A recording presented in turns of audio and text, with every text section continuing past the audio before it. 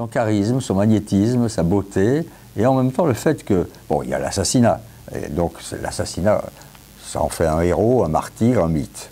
Bien. Mais il y a aussi le fait qu'il est, au tournant des années 60, qui ont été des années très importantes, il est l'homme qui, après la crise des missiles de Cuba, a mis en route la détente. C'est le début de la fin de la guerre froide. Il a lancé l'homme sur la Lune.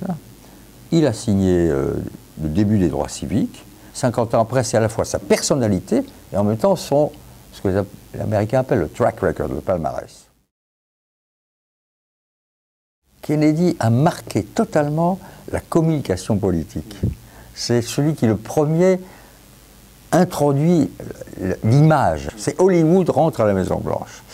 Et donc, à partir de là, la plupart des présidents américains, et pas seulement américains, se sont comportés comme ils le faisaient, avec des spin doctors, avec des gens qui manageaient les infos, avec une glamourisation, appelons ça comme ça, de la fonction.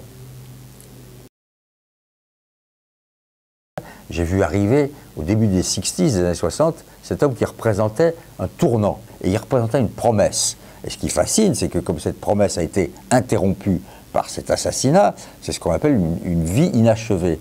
Et le romancier que je suis, le journaliste que je demeure, est toujours intéressé, comme tout le monde, par qu'est-ce qui aurait pu être, que serait devenue l'Amérique, que serais-je moi-même devenu d'ailleurs, s'il n'avait pas été assassiné.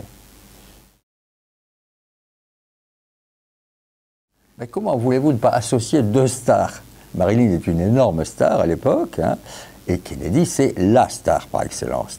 Donc, on associe deux icônes, pour n'en faire qu'une. Mr. President, Marilyn Monroe. Donc, vous avez affaire à des êtres qui séduisaient. Voilà, on en revient à la séduction. Ils étaient porteurs et allumeurs de désir. Je crois que je leur ai dit, voulez-vous m'expliquer un peu plus vos trois obsessions? Ne jamais être seul, ne jamais être frustré, ne jamais s'ennuyer. Ça veut dire quoi? C'est ça, votre définition de la vie? Il avait un jour dit à un journaliste américain très connu, la vie est injuste. J'aurais pu aussi lui demander, qu'est-ce que vous appelez l'injustice de la vie? Vous, Kennedy.